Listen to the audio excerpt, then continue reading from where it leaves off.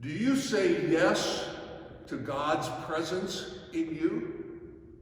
Are there more yeses or more no's? In last week's gospel, Jesus is trying to tell us that the Spirit looks a lot like you and hopefully at times like me. So if you would look in a mirror, who do you see?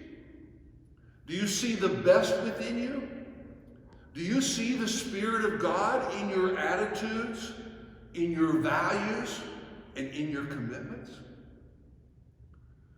Jesus tells us that the Spirit of God, the advocate, has our back, won't leave us in either good times or in bad times, in your yeses and in your no's. Jesus will not leave you an orphan. Sounds like a friend, doesn't it? And did Jesus say, I call you friends? I won't leave you alone? I don't know about you, but I've always believed that friendship demands reciprocity. It's not one-sided. And so Jesus says, if you love me, you are going to have a real relationship beyond a religion textbook. You will keep my commandments. What are those commandments? Not a long list. Pretty simple. Love your neighbor. And here's where the rubber hits the road. It's tough. Love your enemies. So our goal is to see his life, his words, his temptations, his choices, his facing his own vulnerability and death with open hearts and minds. Can we really relate to his life beyond some academic notion that doesn't demand anything from us practically?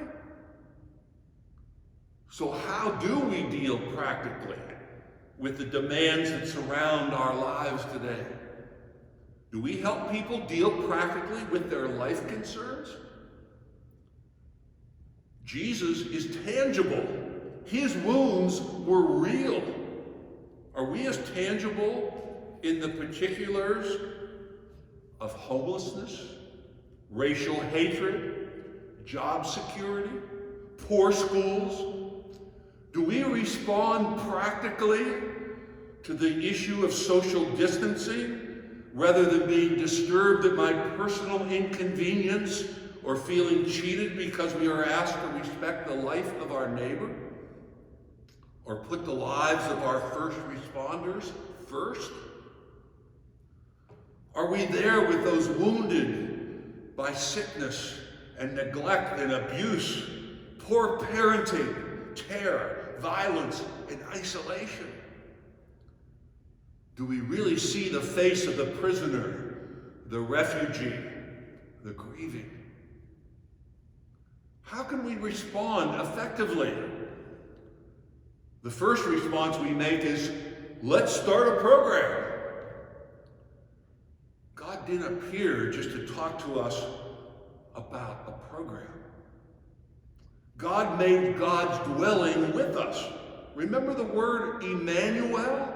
God with us. God chose to hang out with us, wanted to connect with us. God's very Spirit possessed the person of Jesus of Nazareth. That possession took place and was obvious and practical in the washing of the feet, weeping over the death of his friend Lazarus, laughing, making and drinking our wine. God touching the real world, wiping away our tears, and not leaving us orphans. The challenge of the church today is to see the face of those who are on the edge or in the margins. those who can find no meaning in their lives, who have no friend or advocate, no one listening, no one connecting, and no one caring. So it's not a lack of programs. We do a great job teaching about the Jesus of the gospel, but we need to do a much better job teaching the gospel of Jesus. This is how we will know that we are the disciples of the Lord. If you have love for one another. Can it get any clearer? God bless you.